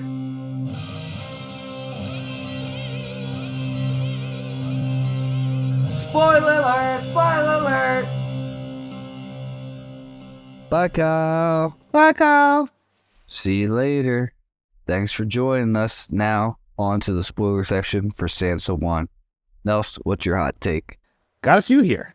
Oh, Fewy. You weren't paying attention when I did it the first time. You're going to pay attention the second time. It's not true. I heard trivia. There's people here that matter, and you're going to tell me why they matter. Most of them matter. Fuck. These All right, ladies. All right, go ahead. Lady Larry, she actually doesn't matter. I'll give you that one. But She she's a doesn't high matter at all. tower. She used to be a high tower. She was Doesn't a high matter. tower before she It doesn't married. matter. It doesn't matter then. Doesn't matter now. It might matter in the future, though. So we're going to hit it real quick. Lady Larry, whose long silvery braid was bound with jeweled rings. So silver hair, Targaryen hair, because high towers have Targaryen hair. They didn't put that in House of the Dragon because they didn't want to confuse people. I know. Rhaenyra has brown hair. So if they would have given Alicent and Otto silver hair, like they're supposed to have, and they would have given Rhaenys, Brown hair. Corlys' wife, brown hair, then the whole like Jace, Luke, Joffrey being bastards thing doesn't land as well. It wouldn't have. Yeah, So- for sure. So they just wipe it all out. But in the books, that's how it is. So interesting that she's got the silver hair. Who knows if it'll be important. Marjorie and Loras don't have that. They're super brown hair, brown eyes. Next, were you going to say something there? Hold Sorry. on. Let's do a quick pop culture moment because last night was the Golden Globes. It's true. And House Dragons, I believe, won some awards. I'm not sure which one. I think it won Best Drama. Did you see Millie Alcock up on stage? That's really all I saw from it was she was wasted on stage. Love that. It's awesome. I just heard that was flying. I didn't watch a second of it, but I just looked it up on Twitter and it's funny as shit. Yeah, nobody punched anybody, slapped anybody, called anybody's wife out, so nobody really knew anything about this award show. But yeah, good for House of the Dragon. Yeah, keep winning them. All right. Was there another girl at this table that you were like, she's super important, or you just bringing up the one high tower that was there? That's the least important one. Are you kidding me? The next one were the three cousins, Mega, Aula, and Eleanor. All right, so those are the ones that are diddling the kettlebacks. At least I don't know exactly what Cersei makes up, but yeah, Cersei makes up. I don't think it's the kettlebacks for them. I think it's just the kettlebacks for Marjorie, and she basically says that these ones are fucking the left and right and Braun of the Black. They're banging everybody. They're banging other knights and stuff like that. They're not made. All right, that's not that important. They're not important, but they're the ones that basically Cersei does the trap on that gets flipped on her head later on, right? Then we got some wives, Lady Jenna, Lord Tywell's wife. I don't know if she matters. I like the green apple Fossaway. Just like Dunk and Egg. Yeah. Talk there. And then Mary was what she was to call boisterous, plump Meredith Crane. but most definitely not Lady Merryweather. I don't know what happens to Lady Merryweather. Lady Merryweather, a sultry, black-eyed Mirror's beauty. I actually don't understand that quote. All right, so you can call Meredith Mary, there's but two don't names, call. Hold on, let me find the page because it took me a second too, and I read it, and when I read it this way, I think I understood it. All right, and Mary was what she was to call boisterous, plump Meredith Crane. So Meredith Crane, you can call Mary, but don't call Lady Merryweather. Gotcha. Like, don't shorten Merryweather to Mary. So do you know who Lady Merryweather is? She's the one who's important here. She's not important. She's the one who Cersei becomes really good friends with later on. Okay. She ends up sending her child away from King's Landing, and there's one point where Cersei's like, "Oh, bring your child back to King's Landing." She's like, "No, it's okay. Like, it's okay. I recall like, trust this me, now. I'm friends with you." And she's like telling her like a few things about Marjorie, but like not everything about Marjorie. So Cersei thinks She's a Marjorie spy. Yeah, exactly. I didn't remember her at all. I think like Now I'm pretty sure like her and Cersei like have sex at some point. I think I remember. She like role plays as Robert basically. It's a they weird like want to scene. have they have like dinner together and whatnot, but I recall now. Give me your next one. I really don't have anything. Some of them I wrote down while we were talking about it, so they probably won't be huge. The Hound's cloak. Yeah, so I wrote that down too. What I'm kind of feeding into the sand stuff. Sansa's gonna become queen of something, queen from of the North. Sansa's side. And the Hound's gonna be in her Kingsguard, and she's gonna re-cloak him with his old cloak. I don't know if that would be. I could buy that I don't for know sure. if that mattered at all, but that's the thing that's where my brain goes. I think she's starting to kind of fantasize about him a little bit here. I don't know if she says it here. I should have paid more attention. Does she say he kissed her here? No. Is this the unkiss? No. She just wishes she went with him. Pretty early on, I'm pretty sure she remembers him kissing her, and he never kisses her, which is the unkissed. George has said that's important. No mention of a kiss in this one, just that she wishes she would have went with him. Okay, I thought so. Which I thought, I don't even remember him really saying, like, you should come with me. He definitely, I can go check it real quick. I wish the Hound were here. The night of the battle, Sandor Clegane had come to her chambers to take her from the city, but Sansa had refused. Sometimes she lay awake at night wondering if she'd been wise. She had a stained white cloak still. You're totally right. He does. I don't think he says anything about taking her away. He definitely does in the show, which is probably why I'm thinking that. But you're right. He doesn't. He shows up. And fans, tell us if I'm wrong about this one, but it looks like I have pretty much this whole conversation as a quote in my notes here, and he's basically like, "I'm drunk." She's like, he says, "I lost the battle." She's like, "What are you doing? Like, where will you go?" It's like, "I'm going north, away from here. You won't get out. The queen's closed up Magor's. Not to me. I have the white cloak. I have the sword. Anyone who tries to stop me is dead unless he's on fire. Why'd you come here? You promised me a song. Have you forgotten?" She didn't know what he meant. He couldn't sing. "I can't. You're scaring me. Everything scares you. Look at me." And then she, no, hold on.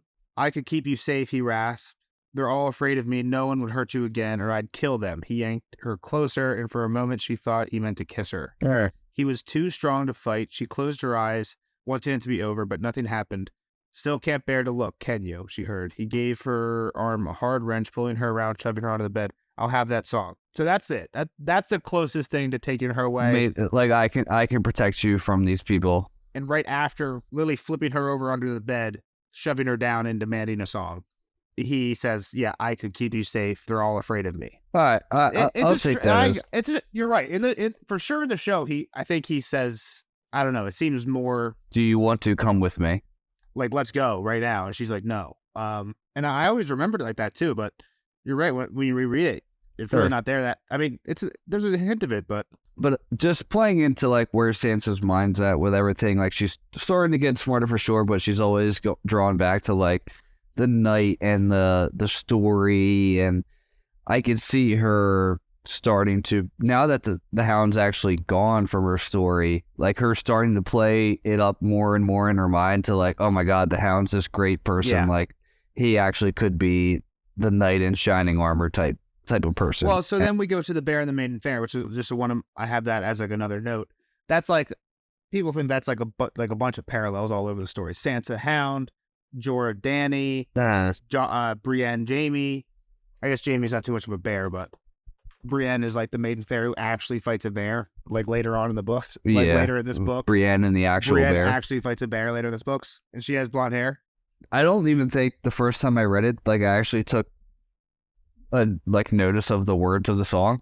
I slowly read the song this time. I'll be honest, I didn't finish taking notes on the chapter. I had the last 2 or 3 pages that I Would you have got the? I don't know. It's a good question. I doubt it. I don't think so. I thought that the fandom accepted this as a rape song. I didn't really look too much into it, and who knows where I heard that from? I might be misremembering that. I'm not gonna fight the fandom if it is. It just seems like at the end she's like my bear. No, yeah, I'm on your side. And again, I haven't taken my full notes in the chapter, but I'm with you at this moment. And if we're drawing parallels to this song and couples that I think people actually kind of like, and like I said, Beauty and the Beast, like that whole that's like a trope. I think, like yes, it's a movie, but it's like a trope that like the beautiful woman falls in love with like the guy who's not so beautiful, who's rough around. Like Jorah Mormont his sigil's a bear. He's said to be hairy as fuck. Like, it's not hairy and bald, but he's also a knight, and he likes Dany. And in the next Dany chapter, he'll try to kiss her, and she'll say no, which happens at one point here, right? But like, who knows? They end up getting back together, like not in a romantic way, probably, but for sure. So I feel like, and this song, well, I think this is like a song that we'll hear probably 10 times throughout this book. Like I said before, like songs become like way more of a thing at some point. It definitely started to pick up towards the end of Clash of Kings. Like even in my notes, I've already got. I'm surprised you didn't sing this whole song. I didn't finish my notes, or I might have. It's too much. Maybe once we get done recording, that might be a solo video, just the bear and the maiden fair. With your learning on your guitar. Now that I have my piano, my guitar, yeah, exactly. Next point. The one that I had written down, Sansa already has the hairnet. Let's make you think here. Okay.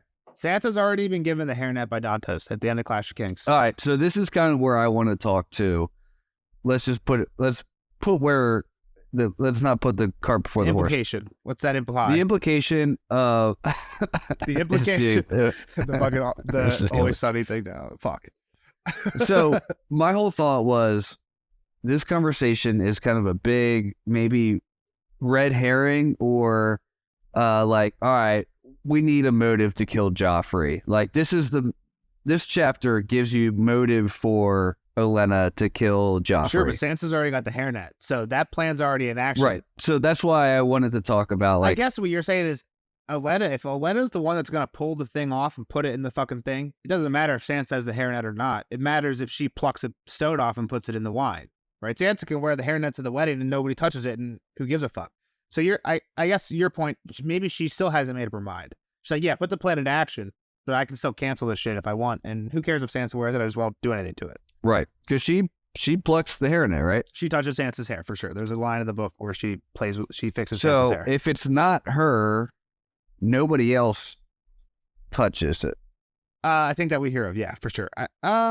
Except maybe the person that put her on her I'm head, not actually the person getting her ready. So here's the thing: is I think who gets her ready? Does Shay get her ready? I think. Let me backtrack a second. I'm pretty sure that the Joffrey wedding is Tyrion's POV, but when we get a Sansa POV and she's on the boat with Littlefinger says he gives her like a bunch of like the Preston Jacobs video that is all about like it being Tyrion being the target.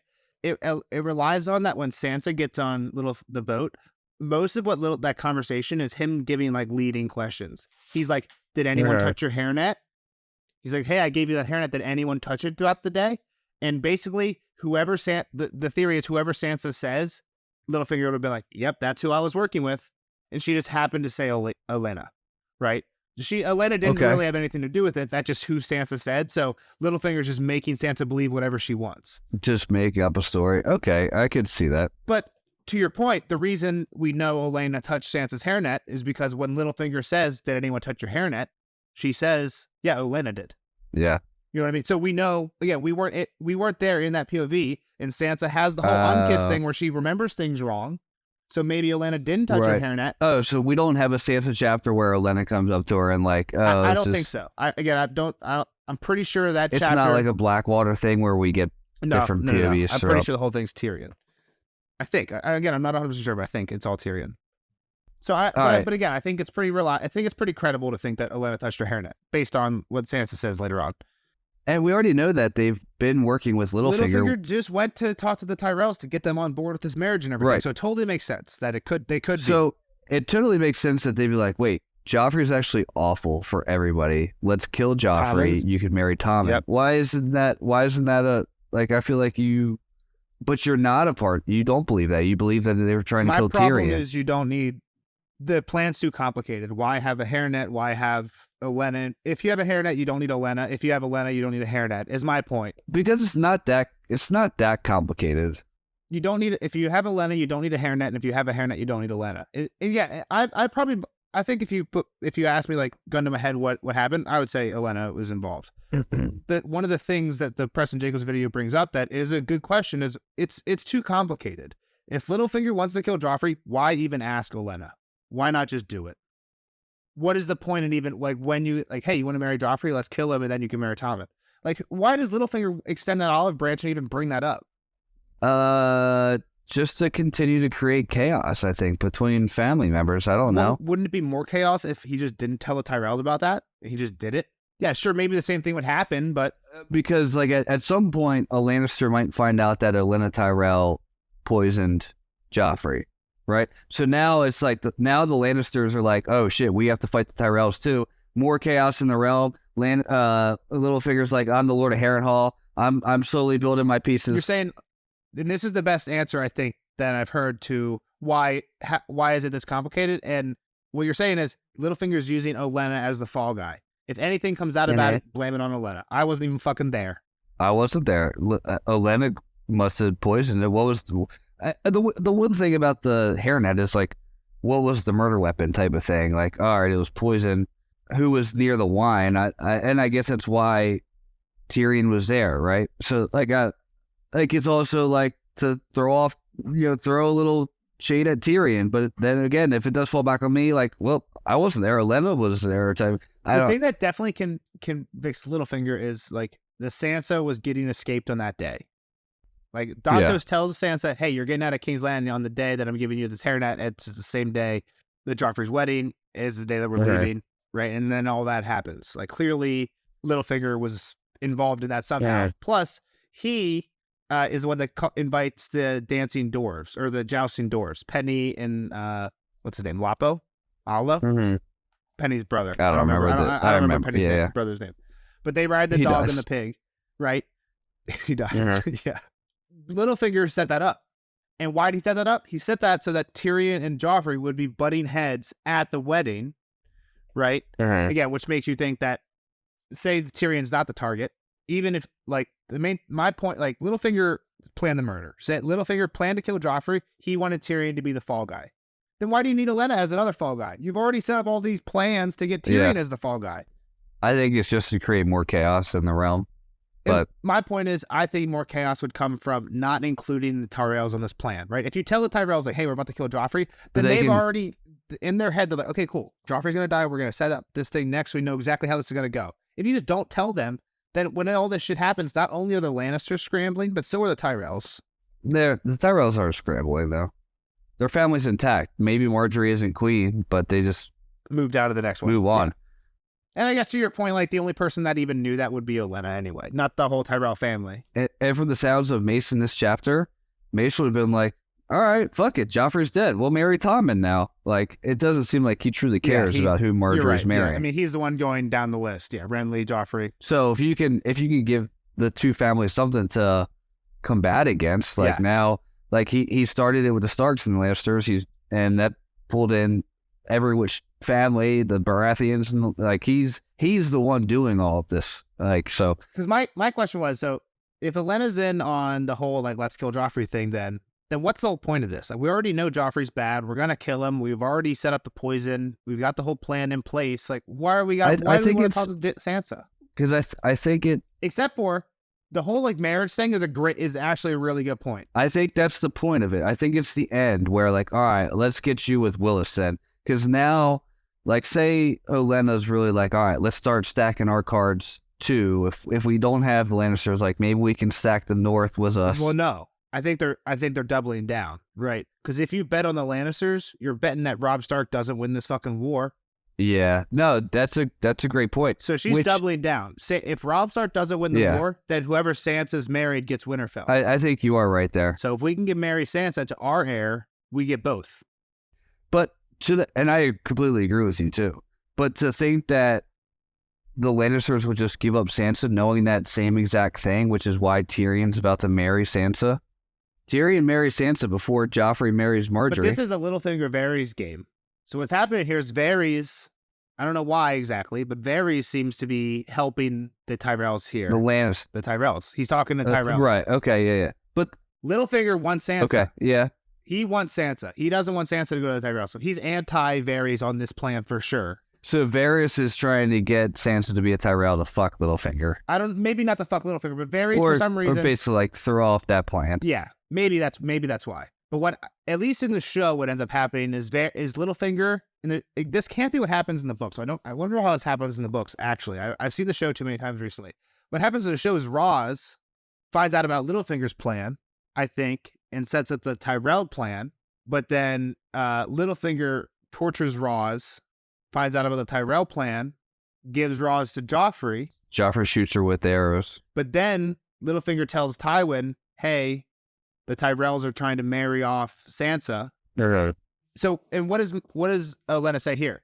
If Mace asks, they can't say no. Right. And Tyrion says, if Mace asks, there's a Tyrion chapter where Tywin brings all this up, and Tyrion says, they're right. If Mace asks, we can't say no. And Tywin's like, yeah, but if she's already married, then he can't ask. And that's how that happens. Yeah, that makes sense. Maybe it's not even a Littlefinger Varys battle. I mean, I feel like it probably is if the show came up with that, but like in the show, it's a Littlefinger Varys battle, and Littlefinger wins this one. Yeah, I can see that happening too. It's the whole. The reason I remember this is because it's the whole like really famous like Littlefinger quote, like chaos is a ladder. It's chaos the whole. It's like ladder. cutting between all the shit. Basically, he's like, hey Sansa, you can come with me if you want. It's different, and he's like, basically, you can just come with me if you want. It's before Joffrey's wedding, and she's like, no, it's okay. I have a good plan, and then it's like some people are afraid to climb the ladder, and it shows Sansa crying as she sees his ship going away because she just learned that she has to marry Tyrion. So she's like, fuck, I lost the Tyrell thing, and there goes Littlefinger. So kind of like we were talking about with Kyle here, like, is she going to have to choose, do I trust Dantos or do I go with the Tyrells? That choice gets taken from her because she gets thrown into a different marriage. Or in the show, that is 100% a choice that she has. Do I go with Littlefinger or do I stick with the Tyrells? If she sticks with the Tyrells and gets fucked over by Littlefinger. She never really had to go with Littlefinger choice here, though. You're right. There's no just like, hey, I'm going to leave King's Landing on Littlefinger's boat. Like, that was never an option. It kind of doesn't make sense in the show either, I guess. Which probably wasn't an option in the show either. I mean, I think in the show, he was kind of being like, hey, we'll do it. I'll escape you out. Escape, So I don't know exactly how that works in the books, but I'm just, like, I know you're all in on Tyrion being the target. I'm just not there yet. I don't know. I'm not all in on it. Yeah, I think if you put a gun to my head and said what happened at the Purple Wedding, I would say Olenna and Littlefinger killed Joffrey. But I think it's interesting to think about other things, and the door was left open for it. So again, it's one of those things where George is a gardener, so I don't think there's no point of closing that door when you don't have to. Like maybe at some point he does. Maybe George doesn't know if Olenna was involved or not yet. He left the door open. If he wants to go either way, he could, but he doesn't even know, right? So. And that's why podcasts like this exist, because George leaves the door, so many doors open for himself that he also leaves the door open for us idiots. Yeah. Another one, really short one. My son ought to take Pufffish for his sigil. If truth be told, he could put a crown on it the way the Baratheons do their stag. Mayhap that would make him happy. Mayhap. It's the Foray of the Crossing game. If you say mayhap, you're lying, or you're allowed to... You remember what I'm talking about with Brandon, the Frey boys? I don't remember mayhap being the key word. Mayhap's the key word, and Walter says it to Robb later in this book, pre-Red Wedding. Like when they show up to the chapter before the Red Wedding. Mayhap, you should come eat my mead. He slips mayhap in there. Yeah, exactly. Drink my mead. And it's like a callback to like the thing. So what's the mayhap here if he changes? It basically means like if you... you're not allowed to lie unless you say mayhap, and you don't get caught saying mayhap. Like the other person's supposed to catch you saying mayhap. But I think she's telling the truth. I don't know if there's anything to it. There's definitely plenty of times in the books where, not plenty, just be ready for mayhap. It's just like an old timey word, so I think he uses it instead of maybe sometimes. But sometimes it's like one of the things where sometimes it means nothing, but sometimes it can mean I'm lying, I guess. I don't think there's anything here, but hey, we mention it when it means something, so mention it when it doesn't, like yeah. Dawn. All right, I'll keep. I forgot all about it. I'll Anytime keep my I hear eye Dawn, on it I for bring sure. it up, even if it has nothing to do. Absolutely, have to. Next one was Oberyn. Last one I had was Oberyn. Oberyn Martell is the one who. Are we gonna meet him soon? Yeah, he'll come to King's Landing in this book soon. He'll show up with a bunch of. But he's not supposed to show up. Supposed to be. What's the story with the Maester? What did the Maester do to not save Willis's leg? Because he's known for like poisoning and stuff. I think there's like suspect that it's like poison or whatever. But the thing is, like Oberyn and Willis are actually really good friends. Like they both really like hockey and like they both read a lot. Like I think they're pretty good friends and they're friends now till this neither day. of them hold any, like they become friends after the fact. Like Mace is pissed about it because his heir can't be is crippled. He's the puffish. He wants his family to be perfect, and his heir is now crippled, so he hates Oberyn. But like Willis has nothing against him. Like I think they're chill. That's interesting. So yeah, nothing crazy, and again, nothing really happens with that. But yeah, and again, I guess that's who.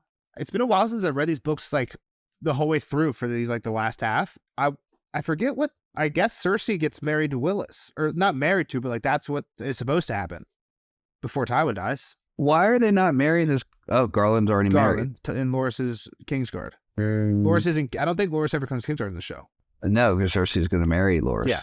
They didn't have time to introduce to another Tyrell. There's no Willis. There's no Garland. There's no Garland. Yeah, there's only one. Because Garland wears Renly's armor. Right. And Loris becomes the king. Yeah, they all just like in the show. Loris wears the armor. Loris is all of them. Loris is all of them. Yeah. Which it works. It actually works. Yes, you don't lose much from there. You don't lose much at all. But the Tyrells are like a whole like family. In the books, there's a lot of theories about the Tyrells doing shit. The only thing that like Loris was supposed to be this badass fighter, and you see like really badass fighters, right? You see the Hound, you see the Malin, and Loris is like a little dumpy 13-year-old in the show. Yeah, in the show. He's so unimpressive looking in the show that it's like, there's no way this guy's the best knight. But again, they kind of, it's not the same in the books, but they play on like the whole, like, he's a good jouster, not really a good fighter. Not a good knight, but even in the show, like, he is the one-on-one, he's in a one-on-one with Brienne and like holding his own at the end, and she's one of the best fighters. Yeah. So like, he's got to be pretty good, you know? Yeah. And he looks super unimpressive. Not impressive. Yeah, agreed. Yeah, we don't got, that's all I got. So, good chapter. Next one. John 1. Oh my gosh, so good. John and Mance and Tormund. Oh, I'm excited for that. I was, for a second, I was like, what the fuck? Where is John? But now I'm excited. Yeah, it's a good one. But all right, I'll see you. All right, we'll see you guys in the next one. Bye-bye. Thanks for listening. Like, subscribe. Bye.